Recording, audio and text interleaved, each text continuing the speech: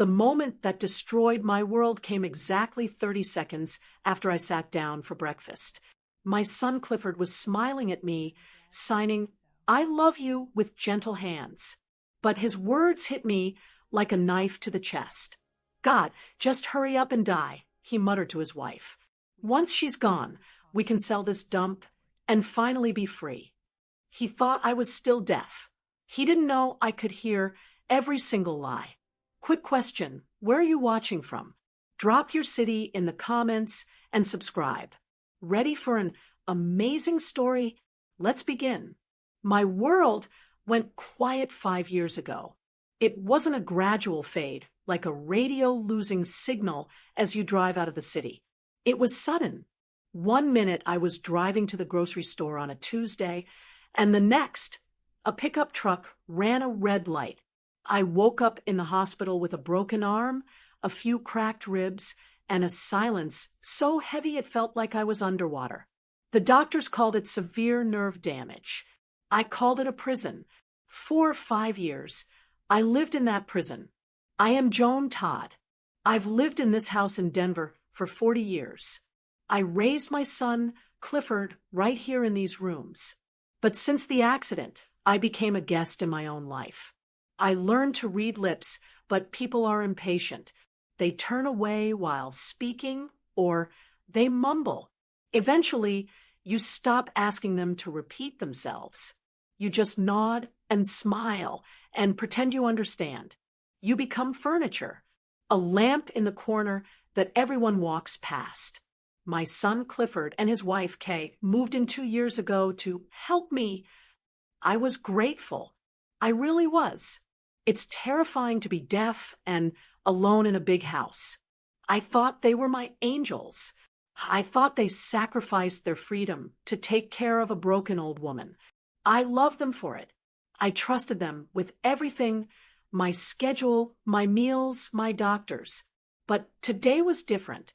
I sat in the exam chair at the audiologist's office staring at Dr. Evans. He's a young man with a kind face. He had been writing back and forth with me on a notepad for weeks about a new clinical trial. It wasn't a surgery. I didn't want anyone cutting into me again. It was a device, a new type of hearing aid that sits deep in the canal, bypassing the damaged nerves and stimulating the ones that still worked. I didn't tell Clifford I was coming. He usually drives me everywhere, but today I wanted to do this alone. I didn't want to get his hopes up if it didn't work. I took a rideshare service, holding my purse tight on my lap. Dr. Evans held up a tiny device. It was smaller than a coffee bean. He placed it carefully into my left ear, then the right.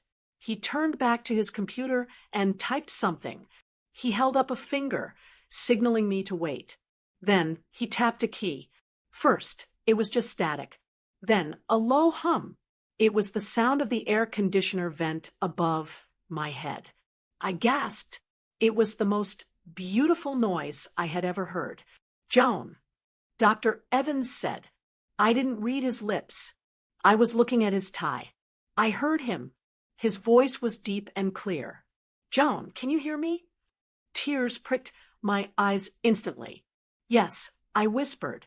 My own voice sounded strange to me, rough from disuse. "I can hear you. I can hear the hum of the computer." "That's excellent," he smiled, and I heard the fabric of his lab coat rustle as he moved. "We need to calibrate the levels, but the nerve response is fantastic. How does it feel?" "It feels like I just woke up," I said. We spent an hour adjusting the settings. By the time I walked out of that office, I was a new woman. I could hear the traffic on the street. I could hear a dog barking 3 blocks away. I could hear the wind in the trees. The isolation was gone. I wasn't just a lamp in the corner anymore. I was Joan again. I ordered a rideshare home. The driver was a man named Ahmed. He asked me about the weather, and I answered him without looking at his face. We talked about the Broncos and the traffic on I-25. It was a simple, meaningless conversation, but to me, It was a miracle. I felt powerful. I felt young. All I could think about was Clifford, my sweet boy. He worried so much about me. He always looked so stressed when he had to write things down for me or mime out what he wanted to say. I couldn't wait to see his face. I was going to walk in the door and say, "Cliff, I can hear you." We would cry, we would hug, and maybe we would go out to dinner to celebrate. I planned to throw a big party for my birthday next week to tell everyone else, but Clifford had to know now. The car pulled up to my driveway. My house looked beautiful in the afternoon sun. The garden needed weeding, but I didn't care. I paid the driver and tipped him $20 just because I was so happy. I walked up the front path.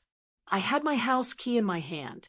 Usually, I would ring the bell so they knew I was there, or I would slam the door a bit because I couldn't hear how loud I was being. But today, I could hear the click of the lock. It was smooth and quiet. I pushed the door open silently. The house smelled like roasted chicken. Kay must be cooking dinner. My stomach rumbled. I smiled, imagining their surprise. I stepped onto the plush carpet of the hallway, making no sound. I was about to call out Clifford's name when I heard voices coming from the kitchen. "It's just taking too long, Cliff," Kay said. I froze. Her voice wasn't muffled. It was sharp, clear, and dripping with annoyance. I stood there in the hallway, clutching my purse, my heart hammering against my ribs. "Keep your voice down," Clifford said. His voice was lower, tired. "Why?" Kay laughed. "A cold, cruel sound. She's not here. And even if she walks in, she's deaf as a post." I could scream right in her face, and she wouldn't know. I felt cold. I should have walked in right then. I should have shouted, "I can hear you." But something stopped me. An instinct, the same instinct that tells you not to touch a hot stove. I stayed perfectly still, leaning slightly toward the kitchen doorway. "I know, Kay," Clifford said, "but she's my mother." "She's a burden, Clifford," Kay snapped. I heard a pot bang against the stove. "We've been living here for 2 years. 2 years of writing notes. 2 years of babysitting. I'm tired of it. We are stuck in this dusty old house while our friends are buying boats and traveling. This house is wasted on a deaf old woman who just sits in her chair all day." I stopped breathing. Is that what they thought? That I just sat there? I stayed out of their way because I thought I was helping. "The market is hot right now," Kay continued. "If we sell this place, we clear enough to pay off your debts and buy that condo in Florida. Plus, we'd have enough left over for the boat. We can't sell it while she's living here," Clifford said. "It's in her name." "That's why we need to speed up the power of attorney paperwork," Kay said, her voice dropping to a conspiratorial whisper that my new hearing aids picked up perfectly. "Dr. Stevenson said if we can prove she's mentally declining, becoming confused, we can take control. A nursing home is better for her anyway. Professionals can deal with the lip reading." Clifford sighed. It was a long, heavy sigh. I waited for him to yell at her. I waited for him to say, "No, that's my mother. She raised me. She loves us." "I just don't want to look like the bad guy," Clifford said. "Make sure the nursing home is at least clean." "It's state-funded, Cliff." "It's fine," Kay said dismissively. "She won't know the difference. She lives in her own head anyway." My hand gripped the doorframe, so hard my knuckles turned white. My knees felt weak. The joy I had felt in the doctor's office 10 minutes ago vanished, replaced by a nausea that rolled through my stomach. My son, my Clifford, the boy I taught to ride a bike, the man I nursed through his divorce. He wasn't defending me. He was negotiating the terms of my disposal. They weren't taking care of me out of love. They were waiting out the clock. They were vultures circling a body that wasn't even dead yet. I wanted to burst into the kitchen and scream. I wanted to throw them out. But then a thought settled over me, cold and hard as steel. If I walked in there now and revealed I could hear, they would panic. They would lie. They would backtrack and say they didn't mean it, that they were just stressed. And because I loved them, I might be stupid enough to believe them. Or worse, they would know that I knew, and they would get smarter. They would hide their plans better. Right now, they thought I was the vulnerable, oblivious, deaf old woman. They thought they were invisible. I took a deep breath. I reached up and adjusted my hair to make sure it completely covered my ears and the tiny devices hidden inside. I wiped the single tear that had escaped my eye. I backed up to the front door, opened it again, and slammed it shut, hard. The vibration shook the wall. "She's home." I heard Kay hiss. "Smile, Cliff." I walked into the kitchen, wearing the same confused, gentle smile I had worn for 5 years. I looked at Kay, then at Clifford. Kay turned to me, smiling brightly, waving her hand. She mouthed the words big and slow, treating me like a toddler. HELLOJOEN. "Hi, Mom." Clifford waved, giving me a thumbs up. "Hello, dears," I said. My voice was steady. "It smells lovely in here." "I'm making your favorite," Kay shouted, exaggerating her facial expressions. But my hearing aids picked up what she muttered under her breath as she turned back to the stove. "Eat up, old bat. Enjoy it while it lasts." I walked to the table and sat down. I didn't say a word. I just watched them. For 5 years, I had been praying for a miracle. I got one, but it wasn't just my hearing. It was the truth. They thought the silence made me weak. They were about to find out just how wrong they were. I picked up a napkin and placed it on my lap. The game had begun. I didn't sleep a wink that night. How could I? For the first time in 5 years, the house wasn't silent. I heard the refrigerator humming downstairs. I heard the wind rattling the loose pane in the guest room window. But mostly, I heard the echo of my son's voice saying he wanted to get rid of me. I lay in bed, staring at the ceiling, feeling the tiny plastic devices in my ears. I should have taken them out to sleep, but I was terrified. I was terrified that if I took them out, the silence would come back and I'd wake up realizing this was all a dream. Or worse, that I'd take them out and miss something important. A plan, a date, a threat. By the time the sun came up, the sadness had dried up. Tears are for people who have hope that things will get better on their own. I didn't have that luxury. The sadness was gone, replaced by a cold, hard knot in my stomach. It was suspicion. I got dressed slowly. I chose a high-collared blouse and styled my silver hair carefully, fluffing it around my ears to ensure the hearing aids were completely invisible. I looked in the mirror. The woman staring back didn't look like a victim. She looked like a spy. I decided right then that I wasn't just going to listen. I was going to test them. If they thought I was a senile, helpless old woman, I would play the part. I would give them exactly what they wanted to see, just to see how far they would go. I walked down the stairs, making sure to drag my slippers a little, shuffling like I was 10 years older than I actually was. When I entered the kitchen, the smell of coffee was strong. Clifford was at the table, scrolling on his phone. Kay was at the counter, buttering toast with aggressive, sharp movements. I didn't look at them. I looked at the floor, then looked up, blinking as if I was confused. "Good morning," I said, pitching my voice a little too loud, the way I used to when I couldn't hear myself. Kay didn't turn around. There she is, the Queen of Sheba. I ignored it. I walked over to the coffee pot. "Is there coffee?" I asked, even though the pot was full right in front of me. Clifford looked up. He put on that dazzling, fake smile, the one I used to think was so sweet. He waved at me to get my attention, then gave me a big thumbs up. "Morning, Mom," he shouted, mouthing the words slowly.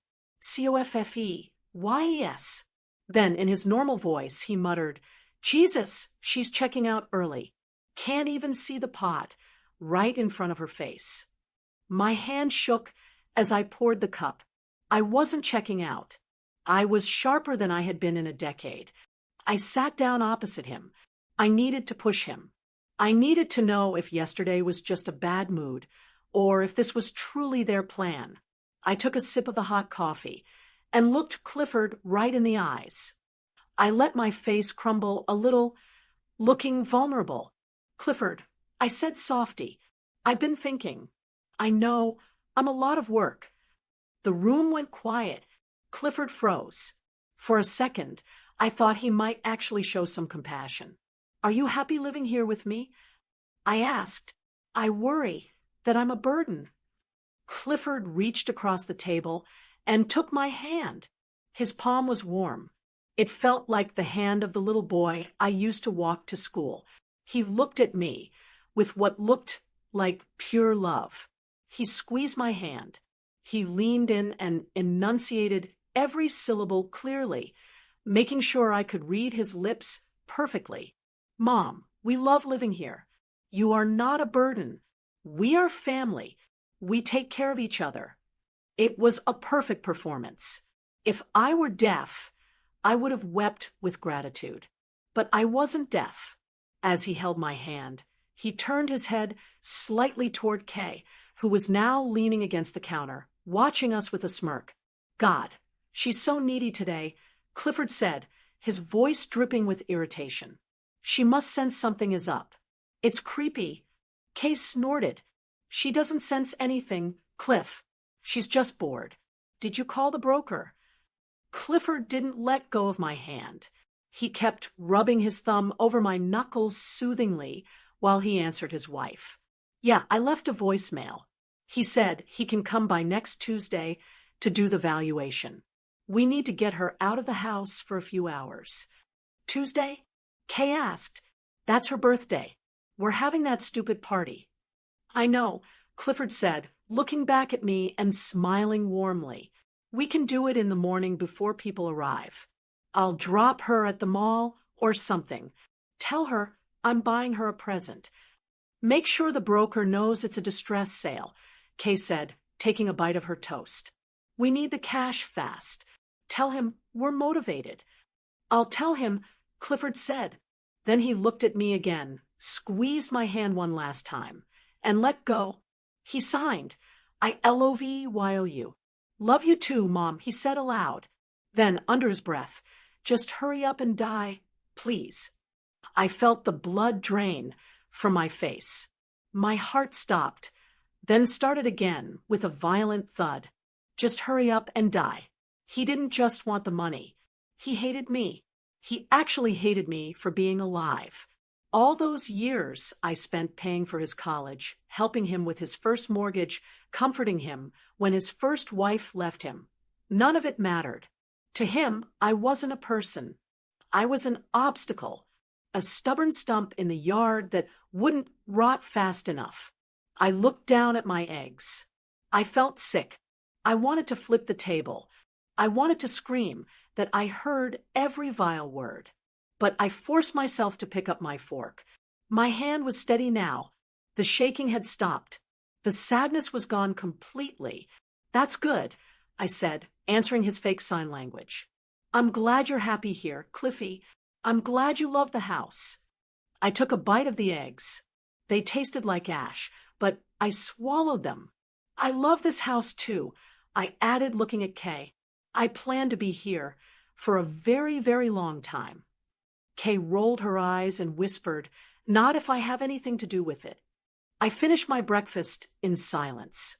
They went back to talking about their plans, something about a boat show in Miami they wanted to attend once the money came through. They spoke freely, confident that the foxes were safe in the henhouse, eating the farmer's grain right in front of her. But they forgot one thing. The farmer had a shotgun. They just didn't know I had loaded it yet. I stood up took my plate to the sink, and washed it. "I think I'll go rest in the garden," I announced. "Okay, Mom." "Good idea." Clifford shouted. I walked out the back door, into the sunshine. I sat on my favorite bench under the oak tree. I wasn't just a mother anymore.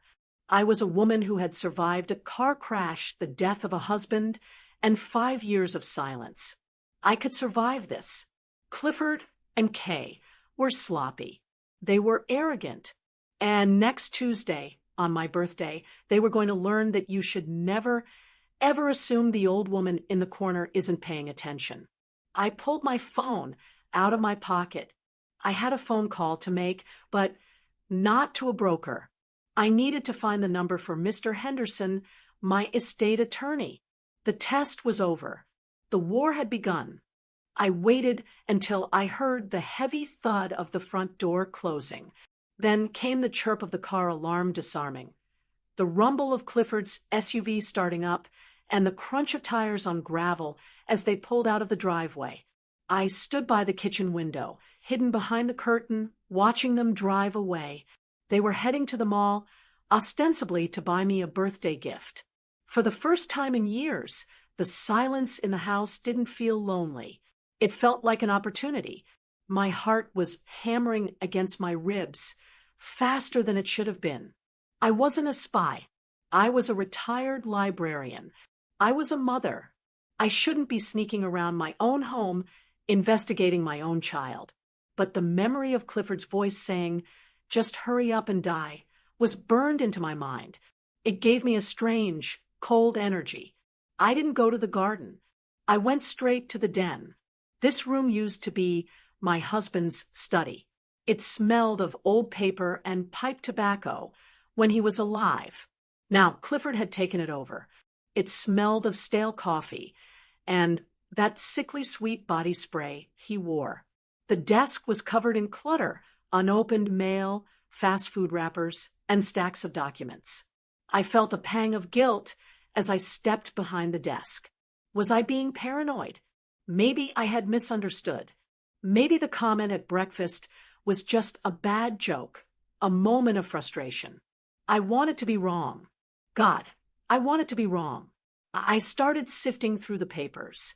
The first thing I found was a stack of credit card statements. I picked up the top one. It was red, past due. I looked at the balance. $24,000. I gasped. I picked up another one. $12,000. Another for $8,000. I did the math in my head. My son and his wife were nearly $50,000 in debt on credit cards alone. I saw charges for online gambling sites, expensive liquor stores, and designer boutiques. While they were living in my house rent-free, eating my food, and complaining about my burden, they were spending money like water. But debt isn't a crime. Stupidity isn't a crime. I kept digging. I opened the bottom drawer. It was stuffed with files. I pulled out a thick manila folder labeled real estate. Inside wasn't just a valuation. It was a printed email chain between Clifford and a man named Marcus, the real estate broker. I adjusted my glasses and read the top email. From Marcus Real Estate to Clifford Todd subject, quick sale strategy. Cliff, if we list it as a distress sale, we can move it in under 30 days. But you need to have the title clear. You mentioned the owner is incapacitated. We need that power of attorney signed and filed before we can accept any offers. The buyers will want immediate possession. The house needs to be empty. My hands started to shake. Incapacitated. They were telling people I was incapacitated. I flipped to the next page. It was a printout from a website for a place called Shady Pines State Facility. I knew the name. Everyone in Denver knew the name. It wasn't a retirement community. It wasn't a nice assisted living center with bingo nights and garden walks. It was a warehouse for the elderly who had no money and no family. It was a place where they sedated you to keep you quiet and where the smell of bleach never quite covered the smell of urine. There was a brochure clipped to the email. It boasted efficient care and state-subsidized rates. I felt the bile rise in my throat. They weren't planning to kill me. Murder is messy. Murder gets you investigated. No, their plan was much cleaner and much more cruel. They were going to declare me mentally incompetent. They were going to use my deafness and my confusion, which I had foolishly played up to test them, as proof that I couldn't live alone. They would get power of attorney, dump me in a state-run facility where I would rot in a shared room with strangers, and sell my home, the home my husband built, the home I paid for, to pay off their gambling debts. I sat down in Clifford's leather chair. The room spun. It wasn't about death. It was about erasure. They wanted to delete me. To them, I wasn't a person with memories and feelings. I was just a line item on a balance sheet that needed to be liquidated. I looked at the dates on the emails. They had been planning this for 3 months. 3 months of smiling at me. 3 months of cooking my dinner and patting my hand. I grabbed my smartphone from my pocket. My hands were shaking so badly I dropped it on the desk. I forced myself to take a deep breath. Focus, Joan. I picked up the phone and opened the camera. I took clear pictures of the credit card bills. I took pictures of the emails with the broker. I took a picture of the Shady Pines brochure. Then I found the smoking gun. It was a draft letter addressed to my family doctor, Dr. Stevenson. It wasn't sent yet, but it was typed out and ready. Dear Dr. Stevenson, we are increasingly concerned about Mother's cognitive decline. She is becoming aggressive and confused. She wanders at night. We believe she is a danger to herself. We need to discuss moving her to a secure facility for her own safety. Aggressive? Wandering? I spent my nights knitting and reading romance novels. I had never wandered in my life. They were fabricating symptoms. They were building a case to lock me away. I took a picture of the letter.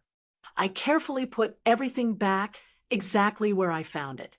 The credit cards on the left, the folder in the drawer, the brochure tucked in the back.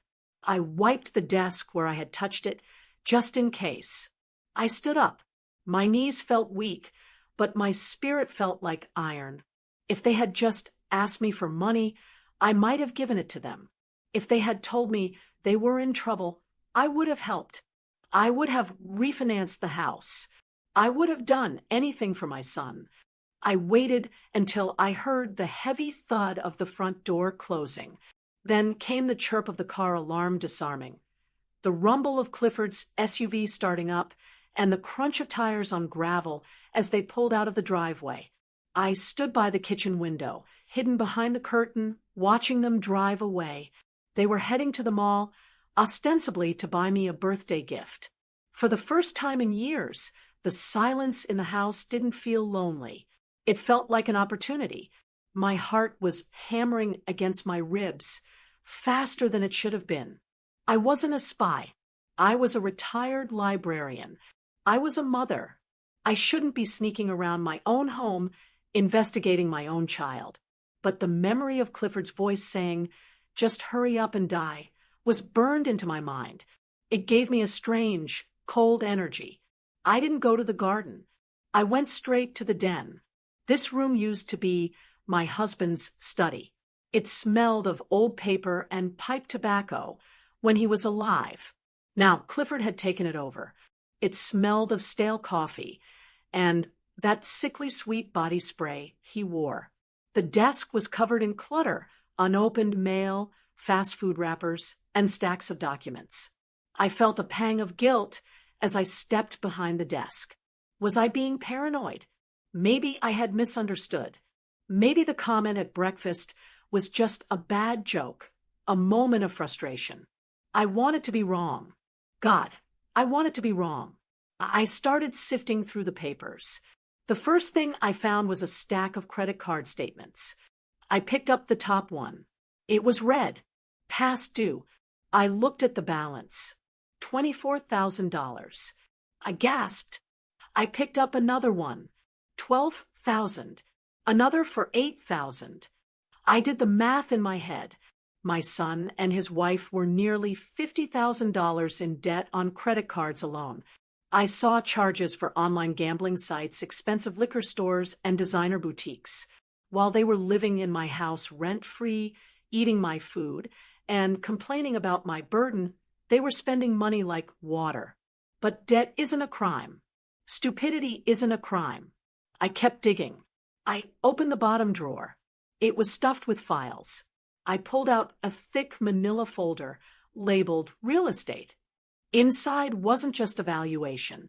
It was a printed email chain between Clifford and a man named Marcus, the real estate broker.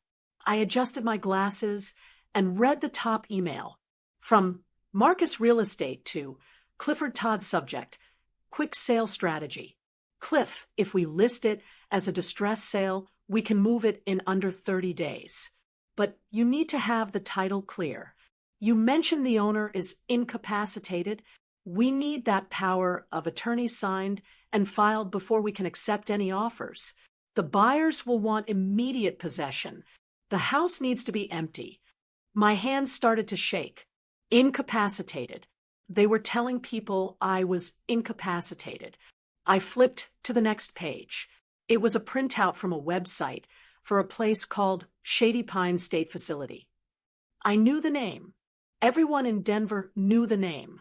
It wasn't a retirement community. It wasn't a nice assisted living center with bingo nights and garden walks.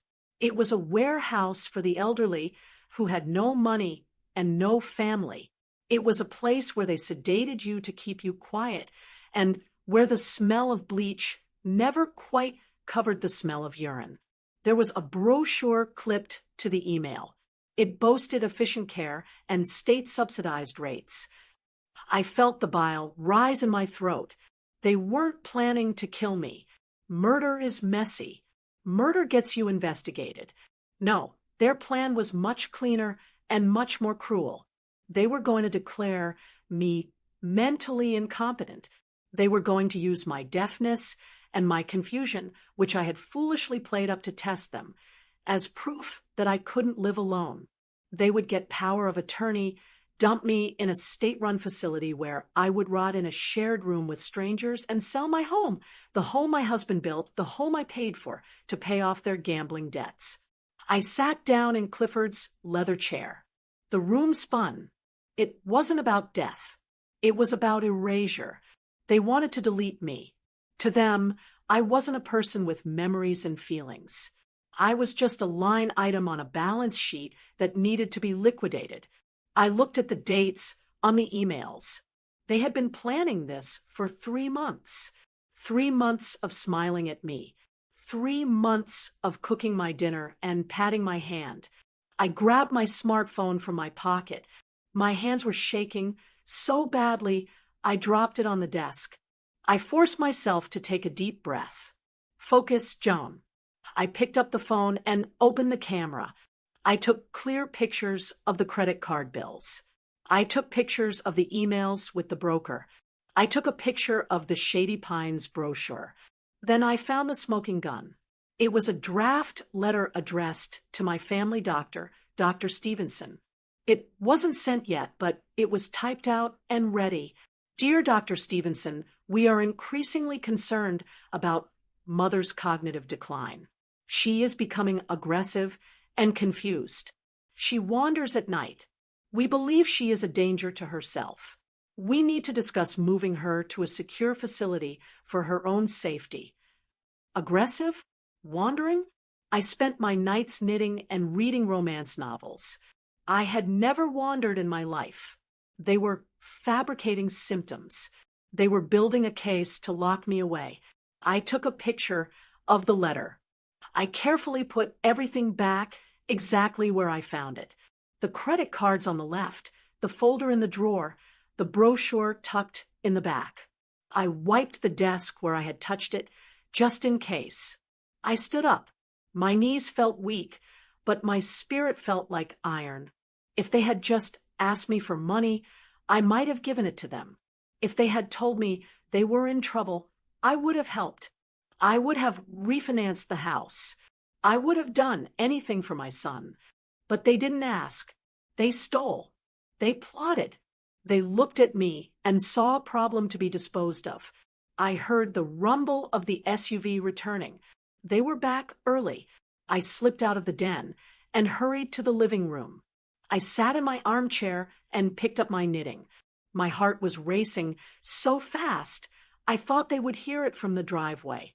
The front door opened. "We're back," Clifford shouted. I didn't look up. I kept knitting, counting the stitches. 1, 2, 3. "Mom." Clifford walked into the room. He was holding a small gift bag. "Look, we got you a little early birthday treat." He held up a box of chocolates, cheap ones from the drugstore. I looked up and smiled. It was the hardest smile I have ever faked in my life. "Oh, thank you, Clifford," I said. "You are such a thoughtful boy." He beamed at me, then turned to Kay. "See? She's happy with anything. Easy." Kay didn't smile. She looked around the room, sniffing the air. "Why does it smell like your cologne in here?" I froze. I had been in the den. The scent must have clung to me. "I gave Mom a hug before we left," Clifford said, shrugging. "Probably that." Kay narrowed her eyes, but let it go. "Whatever. I'm going to take a nap. Dealing with the mall traffic gave me a migraine." She walked past me. As she passed, she muttered, "Enjoy the chocolate, you old witch. It'll be your last decent meal before you're eating gruel." I watched her walk up the stairs. I looked down at the box of chocolates in my lap. They thought they had days to execute their plan. They thought they had the upper hand, but they didn't know that I had seen the paperwork. They didn't know that I knew exactly where Shady Pines was, and they certainly didn't know that I had a meeting with my own lawyer in exactly 2 hours. I wasn't going to Shady Pines. And come Tuesday, they wouldn't be going to Miami. They would be going to the street. I put the chocolates on the table. I didn't eat one. I had lost my appetite for anything sweet. I was hungry for something else now. Justice. I didn't waste a single minute feeling sorry for myself. The moment Kay went upstairs to nap and Clifford settled onto the couch to watch football, I went into motion. I didn't pack a bag. I didn't write a note. I simply put on my coat, grabbed my purse, and walked into the living room. Clifford didn't even look away from the TV. He just waved a hand at me, his eyes glued to the screen. "I am going to the library," I announced, making sure my voice sounded a bit flat and weary. "I need new books." Clifford gave me a thumbs up. "Have fun, Mom," he shouted, not bothering to turn down the volume. Then, quieter, thank God. At least 2 hours of peace. I walked out the door, my heart pounding in my chest like a war drum. I didn't go to the library.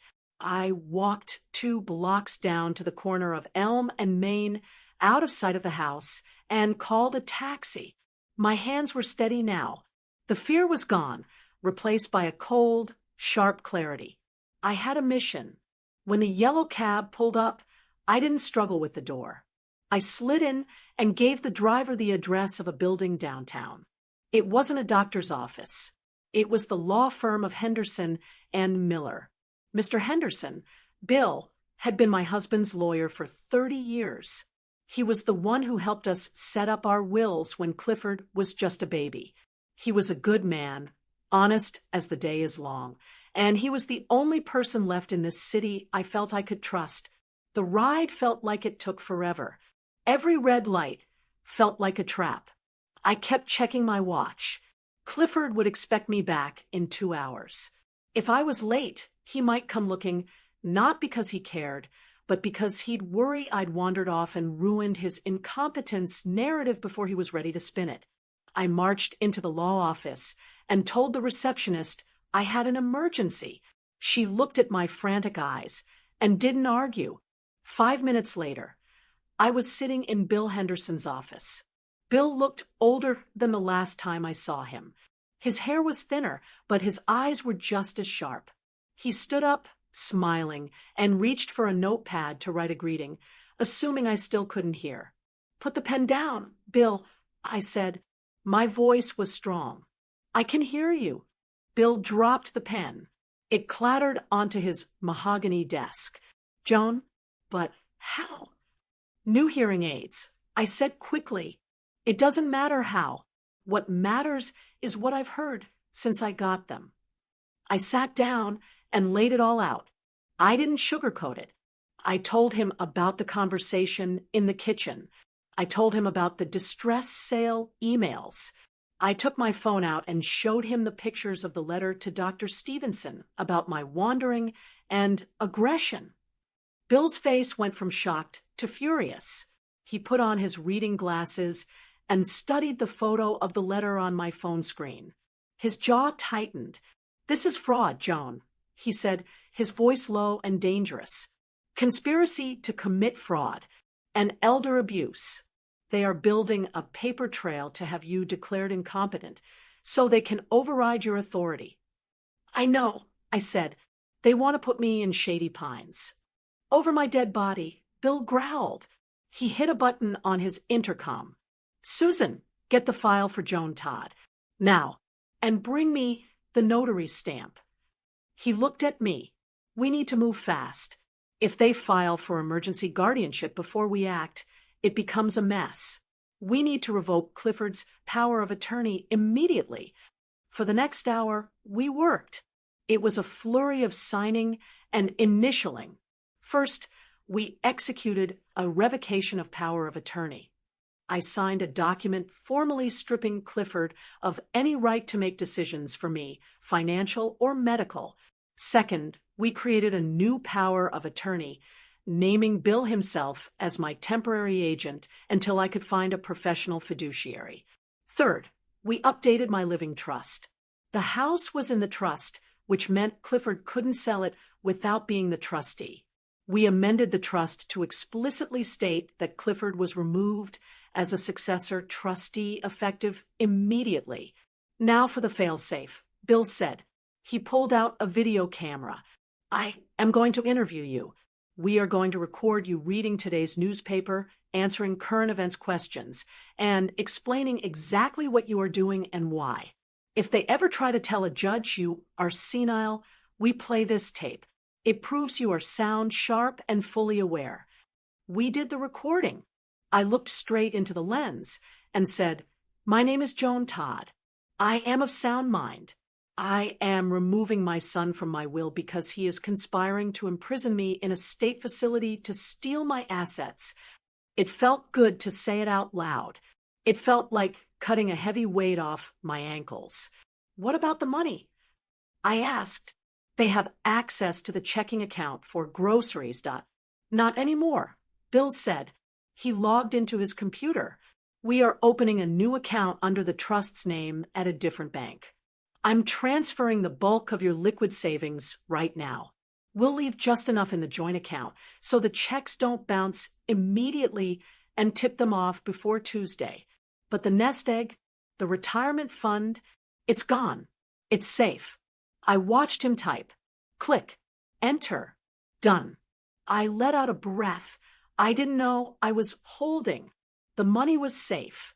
The house was safe. My freedom was safe. I looked at the clock on the wall.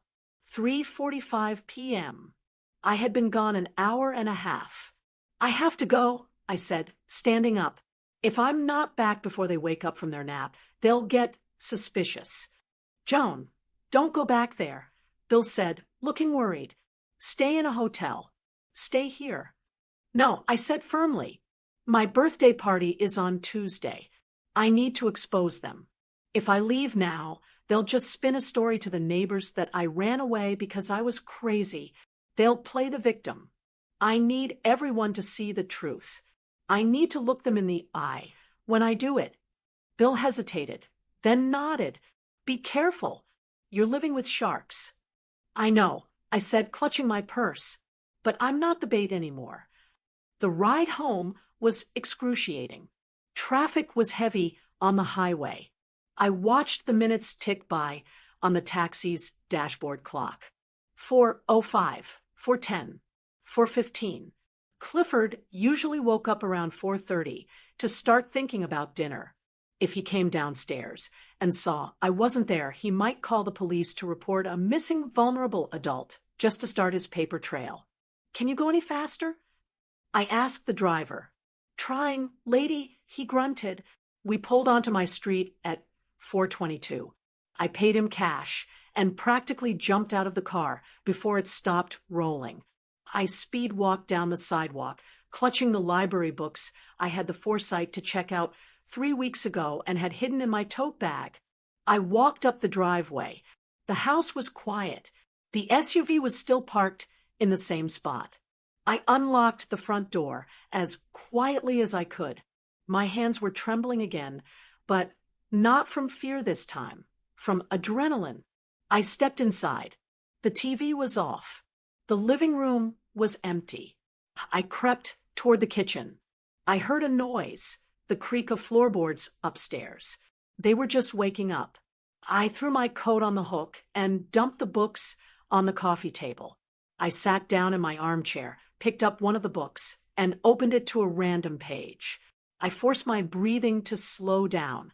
In, out, in, out. Footsteps on the stairs. Heavy, slow. Clifford walked into the living room, scratching his stomach, yawning. He looked at me, then at the clock. "Oh, you're back," he said. He sounded disappointed. I looked up and smiled, tapping the book. "Good books," I said, keeping my voice level. "Great, Mom." "Good for you?" he mumbled. He walked into the kitchen and opened the fridge. "Hey, Kay, Mom's back." Unfortunately, he yelled up the stairs. I heard Kay groan from the bedroom. Did she bring dinner? Or do I have to cook for the invalid again? "No dinner," Clifford called back. I turned a page of my book. I wasn't reading the words. I was staring at the letters, watching them swim before my eyes. I had done it. The trap was set. The legal armor was locked in place. They could insult me. They could plan. They could print all the brochures they wanted. It didn't matter. I was safe, and they were walking straight into a buzzsaw. Now, all I had to do was survive the weekend. All I had to do was play the deaf, helpless mother for 3 more days without screaming. I tightened my grip on the book. I can do this, I told myself, for the woman I used to be, for the woman I am now. Tuesday was coming, and it was going to be a birthday party they would never forget.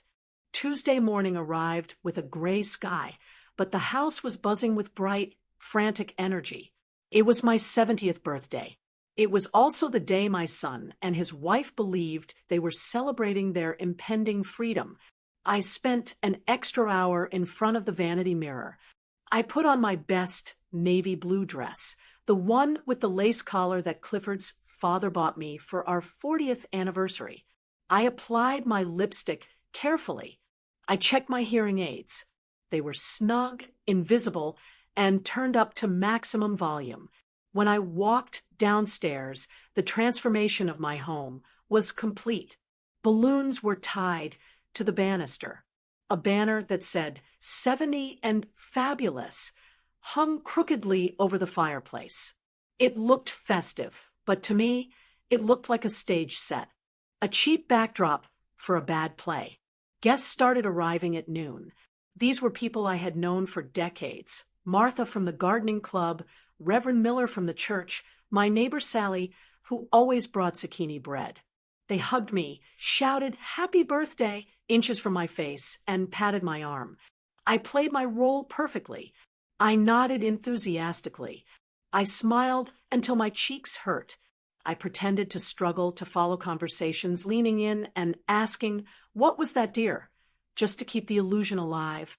By 1 o'clock, the living room was packed. The noise was overwhelming, a cacophony of laughter, clinking glasses, and chatter. But for the first time in 5 years, I didn't mind the noise. Every sound was a weapon I was sharpening. I took my seat in the high-backed floral armchair in the corner of the room. It was my usual spot. From here, I had a view of the entire room, but I was far enough away from the buffet table that people tended to ignore me once they had paid their respects. I sat there, hands folded in my lap, looking for all the world like a tired, checked-out old lady waiting for her cake. But my right hand was resting deep in the pocket of my cardigan. My fingers were wrapped around my smartphone. I had the voice memo app open. All I had to do was tap the red circle. Kay was holding court, near the window, holding a large glass of Chardonnay. She was wearing a dress that was too tight and too expensive, likely bought with one of my credit cards I had seen the bill for. She was talking to her two friends, Linda and Susan. I knew them. They were the type of women who never looked you in the eye and laughed too loud at mean jokes. They drifted closer to my chair. They didn't lower their voices. Why would they? To them, I was just a piece of furniture. A deaf statue. I felt my heart rate spike. I slid my thumb over the screen of my phone and tapped the red button. I felt a tiny vibration. Recording. Kay took a sip of wine and gestured toward me with her glass. She was standing right behind my chair now. I could smell her perfume. Look at her, Kay said, her voice clear and dripping with disdain. She's totally out of it. She's been staring at that same spot on the rug for 20 minutes. Poor thing, Linda said, though she didn't sound sympathetic. Is she, all there? Barely, Kay laughed. Cliff says she's getting aggressive, too. It's part of the dementia. That's why we have to make the move. I kept my face perfectly still. I didn't blink. I stared at the rug, just like she said. So what's the plan?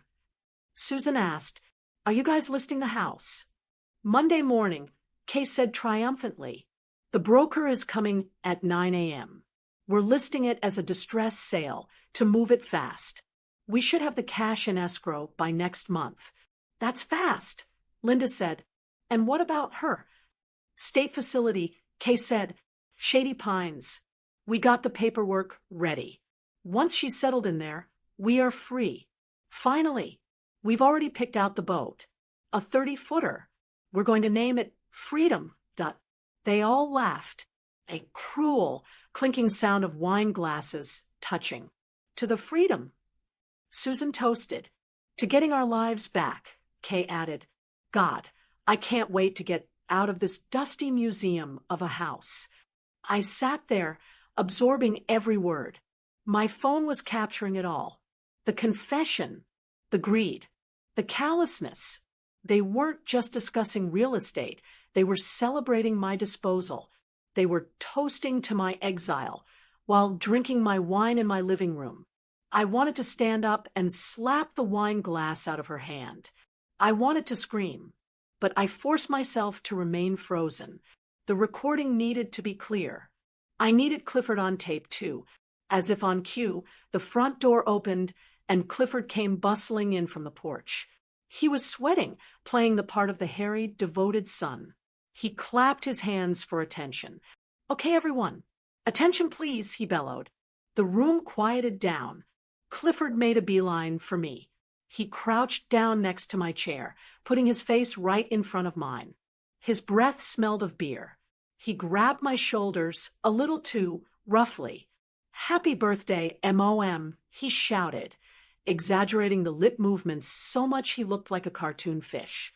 Then he rolled his eyes so far back in his head, he looked at the ceiling, sharing a look of exhaustion with Kay.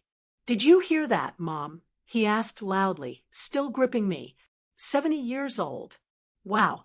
He turned his head slightly toward the room, smiling that fake politician smile. She's so confused today, he said to the guests, lowering his voice just enough that a deaf person wouldn't catch it, but everyone else could. We're just trying to make this a good last memory for her before, before things get harder. The guests murmured sympathetically. What a good son, they were thinking. What a saint. I looked at him. I looked deep into his eyes. I saw the hollowness there. I saw the calculation. I smiled. It was the sweetest, most grandmotherly smile I could muster. I reached up and patted his cheek. "Thank you, Clifford," I said. "You are such a special son." He patted my hand condescendingly. "Thanks, Mom. Okay, who wants cake?" He stood up and walked away, rubbing his hands together. "Let's get this over with," he muttered to Kay as he passed her. "Cut the cake, get the gifts, and let's get these people out of here." I stopped the recording on my phone. I checked the screen. Saved. I had it. I had the distress sale. I had the Shady Pines. I had the get this over with. I slipped the phone back into my pocket. I smoothed my dress. They thought this was the end. They thought they were in the final act of their play, where the old woman exits stage left and the heroes sail off into the sunset on their new boat. But they had forgotten whose stage they were standing on. I watched Clifford carry the cake out from the kitchen. The candles were lit. The room began to sing "Happy Birthday."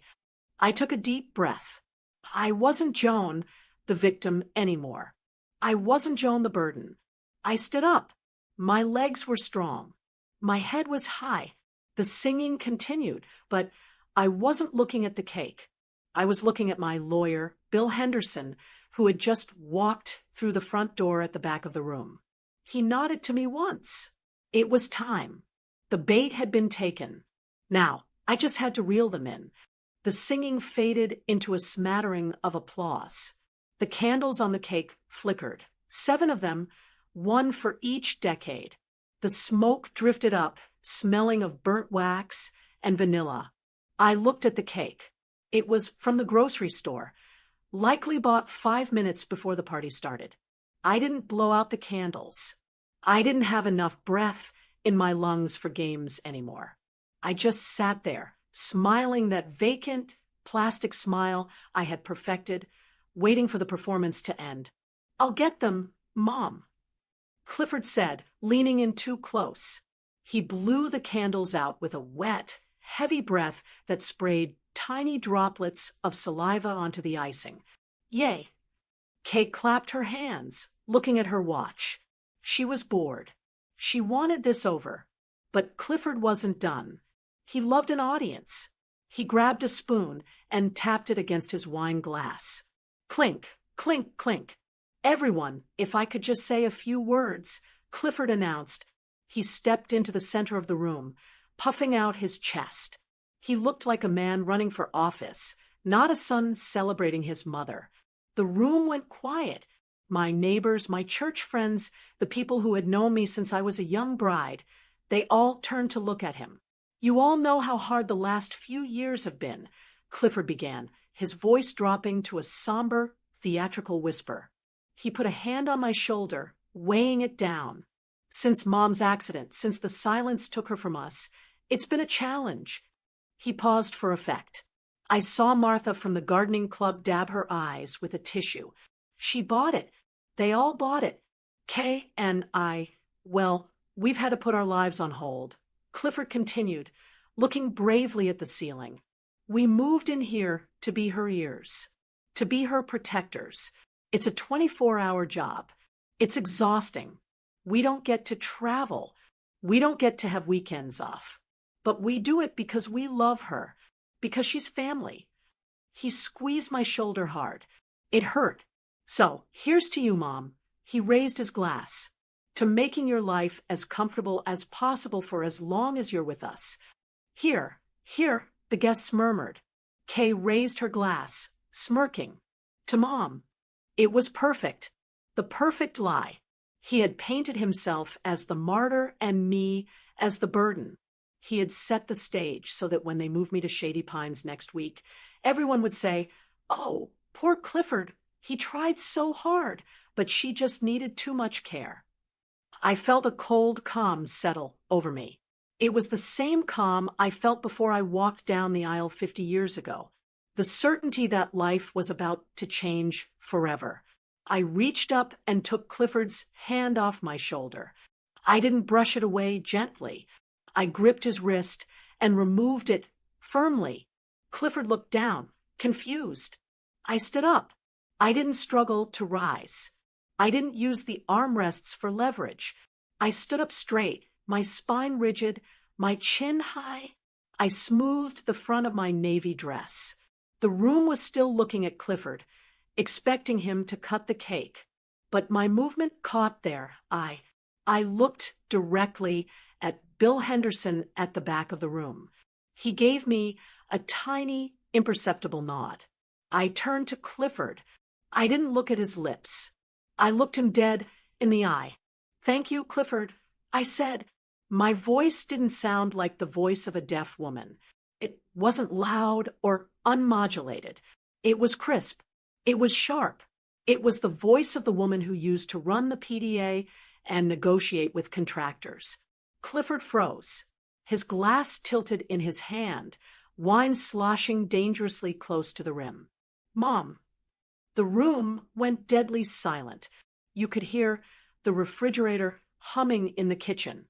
"That was a lovely speech," I continued, projecting my voice so even the people in the back could hear.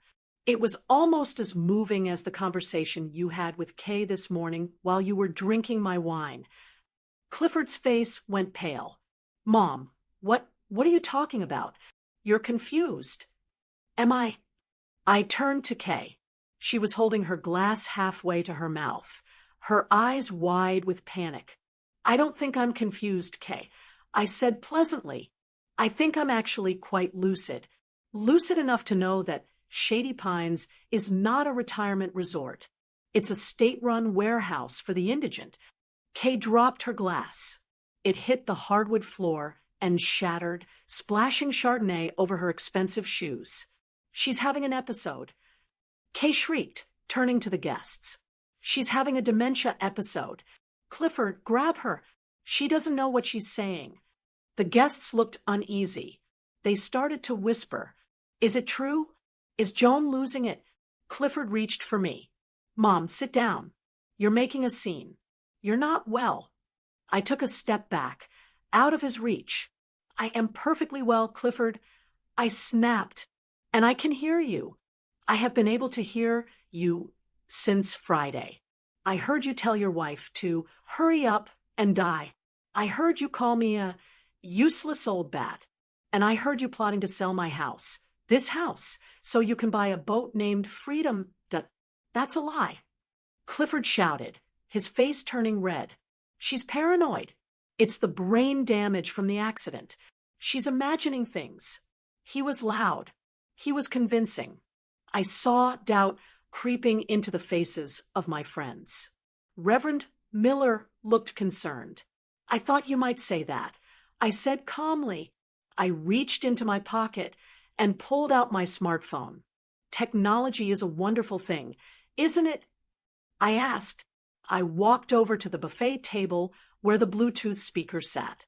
It had been playing gentle jazz music earlier. I tapped my screen. The Bluetooth connected with a happy little bloop sound. "Clifford says I'm imagining things."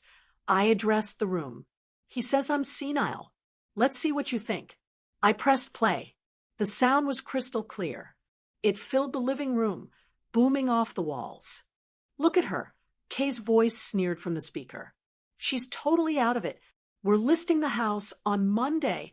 We're listing it as a distress sale. We should have the cash in escrow by next month." The guests gasped. Martha covered her mouth with her hands. The recording continued. "And what about her?" Linda's voice asked. "State facility," Kay's voice replied, loud and arrogant. "Shady Pines. Once she's settled in there, we are free. Finally, God, I can't wait to get out of this dusty museum of a house." I let it play until the sound of their cruel laughter filled the room. Then I paused it. The silence that followed was heavy, suffocating. It was the sound of truth landing like a bomb. I looked at my neighbors. They weren't looking at me with pity anymore. They were looking at Clifford and Kay with absolute horror. Martha stepped forward, her voice shaking. "You were going to put her in a state home so you could buy a boat?" No, it's out of context." Clifford stammered, backing away. He looked small. He looked like a child caught stealing from the collection plate. We were joking. It was dark humor. Stress relief. It didn't sound like a joke, son, Reverend Miller said, his voice deep and stern. He set his cake down on the table, looking at Clifford with profound disappointment. It sounded like a plan. Kay tried to rally. She turned on me, her face twisted and ugly. You sneaked around. You spy. You sat there and listened to us. You sick old witch. Yes, I said. I listened. I listened to you spend my money. I listened to you mock me. And I listened to you plan to erase me. I took a step toward them. They flinched. This is my house, I said. I paid for every brick. I planted every flower in that garden. And I raised a son here who I thought loved me. I looked at Clifford. He couldn't meet my eyes. He was staring at his shoes. But that son is gone, I said softly. The man standing in front of me is a stranger who wants me dead. Mom, please, Clifford whispered. I have debts. We were desperate. Desperation is asking for help, I said. Betrayal is stealing a life. I turned to Bill Henderson. Bill, do you have the papers? Right here, Joan, Bill said, stepping forward. He pulled a thick envelope from his jacket pocket.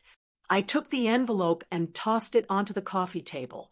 It landed with a heavy slap next to the birthday cake. That is your eviction notice, I said, and a copy of the restraining order. You have 24 hours to get your things and get out of my house. 24 hours? Kay screamed. We have nowhere to go. You can't do this. We have rights. We've lived here for 2 years. And you've been plotting against me for 3 months, I said.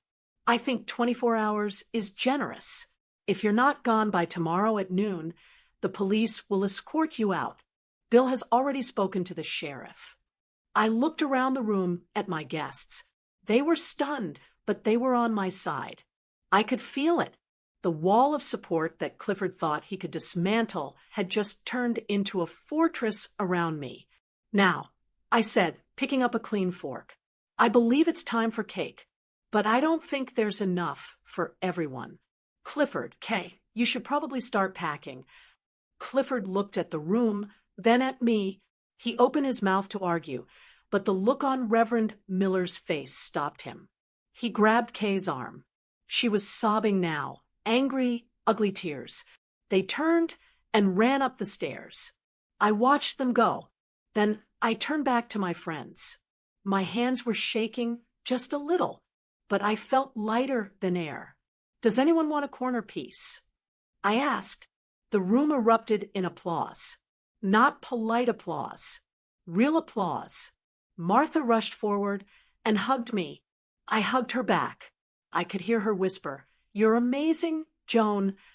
And for the first time in 5 years, I didn't just believe it. I knew it.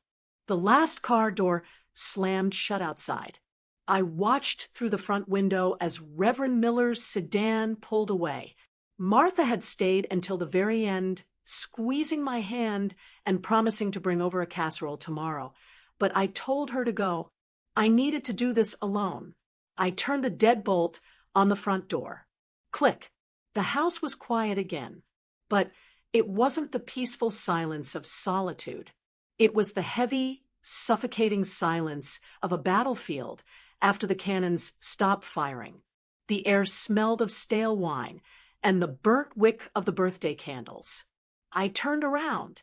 Clifford was standing at the bottom of the stairs. He had taken off his tie. His face was blotchy and red.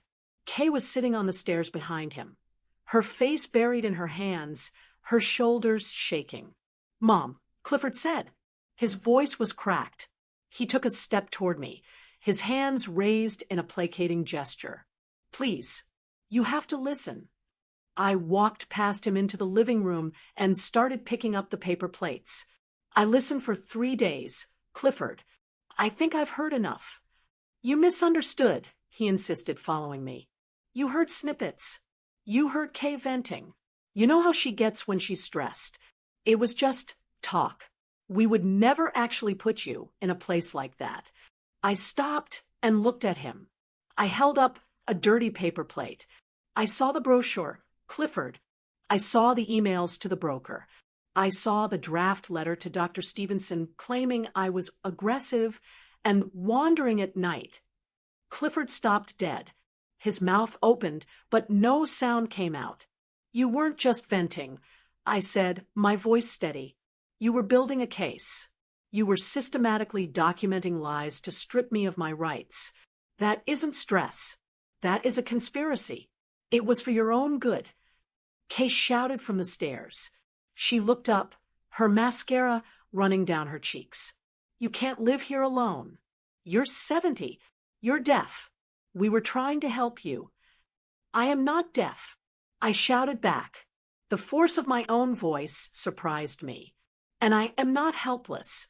I was living here perfectly fine before you moved in. I paid my bills. I kept my garden. I had a life. You didn't move in to help me. You moved in because you lost your condo and you had nowhere else to go. Clifford flinched. He hated when I mentioned his failures. Mom, look, we messed up, Clifford said, trying a new tactic. He dropped to his knees in front of me, looking like a penitent little boy. We got greedy. I admit it. The debt, it's crushing us, Mom. I owe people money. Bad people. I was scared. I didn't know what else to do. He reached for my hand. I'm sorry. I am so sorry. Please don't kick us out. We can fix this. We'll cancel the listing. We'll burn the papers. Just let us stay. We're family. I looked down at him. Tears were streaming down his face. Real tears. For a second, my heart wavered. A mother is programmed to comfort her child when he cries. It is an instinct as deep as breathing. I wanted to smooth his hair. I wanted to tell him we would figure it out. But then I remembered the toast. I remembered the laughter. I remembered, hurry up and die. I know you have debts, Clifford, I said coldly. I saw the credit card statements in your desk. I saw the online gambling charges. He looked up, terrified. You went in my desk? I did, I said. And I didn't just look. I took action. I pulled a chair out and sat down, looking down at him. Yesterday, when I told you I was going to the library, I went to see Bill Henderson. Clifford's face went white. He knew Bill. He knew Bill didn't play games. We revoked your power of attorney, I said, ticking the points off on my fingers. It is null and void. We removed you as the successor trustee of the estate. You have no authority over this house, my medical care, or my finances. Mom, you can't. And I cut him off. We moved the money. Clifford froze. What? The savings account, I said. The investment portfolio. The emergency fund. It's all gone. It's in a new trust account at a bank you don't know under a name you can't access. But, Clifford stammered. But the joint account, the one for the bills. I left $500 in it. I said, enough to buy groceries for the week. But the rest, the money you were counting on to pay off your gambling debts, it's gone, Clifford. You can't touch a cent of it. The transformation was instant. The sorrow vanished from his face, replaced by pure, unadulterated panic. You can't do that, he screamed, scrambling to his feet. I need that money. They'll kill me, Mom. You don't understand. I owe $40,000. Then you better get a job, I said calm as ice. Or sell your car. Or sell that watch you bought. You selfish old. Kay started to lunge down the stairs, but Clifford held her back. Selfish. I laughed. It was a dry, humorless sound. I gave you a home. I fed you. I would have given you the shirt off my back if you had just asked me. If you had come to me and said, Mom, I'm in trouble, I would have helped you. But you didn't ask. You tried to steal. You tried to bury me before I was dead. I stood up and walked to the front door. I opened it wide. The night air was cool. "You have 24 hours. I said. "What?" Clifford blinked, disoriented. "Eviction," I said. "Bill Henderson is filing the formal order tomorrow morning, but I am giving you a head start. I want you and your wife and your boxes out of my house by sunset tomorrow. If you are still here, the sheriff will remove you. And since I have a recording of you conspiring to commit elder fraud, I don't think you want the police involved." "Mom, please," Clifford sobbed. He was crying hard now, his body shaking. "Where will we go? We have no money. We have nowhere." I looked at him. I really looked at him. "You're a smart boy, Clifford," I said. "You'll figure it out. You always said I was the burden. Well, now you're free. You don't have to take care of me anymore." "I love you," he wailed. "I love you, Mom." I looked at his tears. They were plentiful. They were wet. But they weren't for me. He wasn't crying because he had lost his mother's trust. He was crying because the ATM had just been unplugged. He was crying for the boat he would never buy. He was crying for the easy life that just evaporated. "I know you love me, Clifford," I said softly, "but you love my money more. And that is why you have to go." I pointed to the stairs. "Start packing. I'm going to bed. And Clifford." He looked up, eyes red and swollen. "Don't try anything tonight," I said. I locked my bedroom door, and I have 911 on speed dial.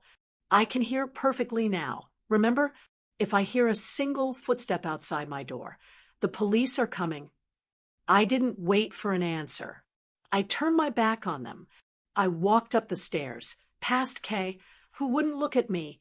I walked down the hall to my bedroom. I went inside and closed the door. I locked it. Then I wedged a heavy chair under the handle just to be sure. I sat on the edge of my bed. My hands were trembling now that the adrenaline was fading. I felt a deep, aching hollow in my chest. It hurts to cut off your own child. It feels like cutting off a limb. But then I looked at the nightstand. There was a picture of me and my late husband smiling on a beach in Florida. He had worked so hard for this house. He had worked so hard to make sure I was safe. He wouldn't want me to be a victim. He would want me to be a survivor. I took the hearing aids out of my ears and placed them in their case. The world went silent again. But for the first time in a long time, the silence didn't feel empty. It felt safe. It felt like peace. I lay down and pulled the quilt up to my chin. Downstairs, I knew they were panicking. I knew they were shoving clothes into bags and arguing about whose fault it was. But I couldn't hear them.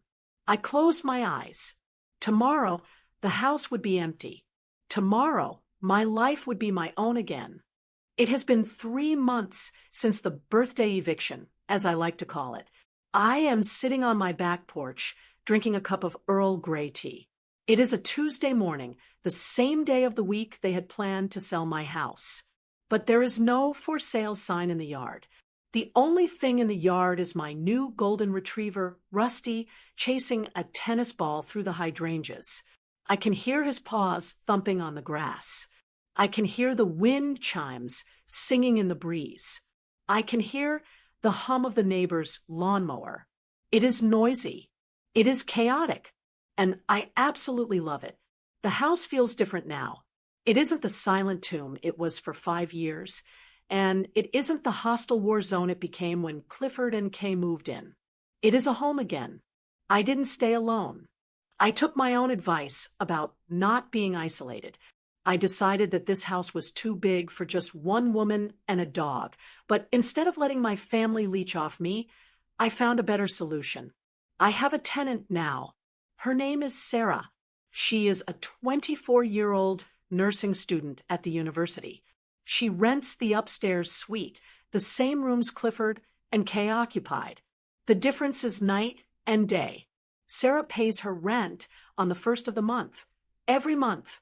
She helps me carry the heavy grocery bags, not because she wants my money, but because she was raised right. Last night, we sat in the kitchen for 2 hours drinking tea. She told me about her classes, and I told her about the time I backpacked through Europe in the 70s. She looks at me when she speaks. She enunciates clearly, even though she knows my hearing is back. She respects me. It is amazing how much brighter the world looks when you remove the people who are standing in your light. As for Clifford, well, reality hit him hard. He called me last week. It was a short call. He is living in a small studio apartment across town. Kay left him about 2 weeks after I kicked them out. Apparently, without the promise of my inheritance and the freedom boat, she decided he wasn't worth the effort. He told me he got a job at a home improvement store. He sounded tired. He sounded humble. "I'm sorry, Mom," he said again. "I know," I told him. And I meant it. I forgive him as a mother, but I will never trust him as a banker. We are rebuilding our relationship, but it will be on my terms. We meet for lunch once a month. I pay the bill. We talk about the weather, but he never, ever asks about the house. He knows that door is closed. I didn't just protect the house. I protected my legacy. I went back to Bill Henderson's office last month to finalize my estate plan. I looked at the numbers, the savings, the investments, the assets that Clifford was so desperate to get his hands on. It is a significant amount of money, enough to make someone comfortable, or enough to ruin someone who hasn't earned it. I decided not to let my money be a curse. I set up the Joan Todd Foundation. When I pass, the bulk of my estate will not go to Clifford. He will receive a small, monthly stipend, enough to keep him from starving, but not enough to fund a gambling habit. He will have to work for his luxury, just like I did.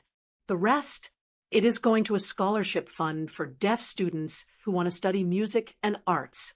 It is going to help people who have been silenced find their voice. I signed those papers with a steady hand. It felt like victory. My money won't buy a boat named Freedom. It will buy actual freedom for hundreds of young people. I put my teacup down and watched Rusty finally catch the tennis ball. He barked a loud, joyful sound. I smiled. 6 months ago, I wouldn't have heard that bark. 6 months ago, I was a ghost in my own life. I was waiting to die because I thought that was all I had left to do. But I was wrong. I stood up and walked down the porch steps to the garden. I knelt in the dirt, feeling the cool earth in my hands. I pulled a weed from the rose bush. I am 70 years old. My hearing is back. My mind is sharp. And my life is just beginning. I want to say something to you, the women watching this. Maybe you are like me. Maybe you have worked hard your whole life. Maybe you have raised children who you love more than breath itself. And maybe, just maybe, you feel like you are starting to disappear. You might feel like people talk over you. You might feel like your family thinks they know what's best for you. You might feel like you are just grandma or mom and not a person with rights and dreams. Don't let them do it. Trust your gut. If something feels off, it is. If you feel like you are being managed instead of loved, pay attention. Do not hand over your power just to keep the peace. Peace built on submission isn't peace. It's surrender. Keep your name on the deed. Keep your signature on the checkbook. Make them earn your trust every single day. You are not expired. You are not a burden. You are the matriarch. You are the queen. And a queen never lets the subject steal the throne while she is still sitting on it. I stood up and brushed the dirt off my knees. I took a deep breath of the fresh morning air. The birds were singing in the oak tree, a complicated, beautiful melody that I will never take for granted again. I walked back toward the house. My house. I grabbed the car keys from the hook by the door. I think I'll go for a drive. Maybe I'll go to the mountains. Maybe I'll go to the museum. Maybe I'll just drive with the windows down and the radio up, because I can. Did you like the story? And which city are you listening from? Let's meet in the comments. If you like the story, you can support me by sending a super thanks so I can keep bringing more stories like this. Thank you so much for your sweet support. I'm looking forward to your comments on the story. On the screen, you can see 2 new life stories that I highly recommend. There's so much more on my channel. Don't forget to subscribe. See you in the next life story.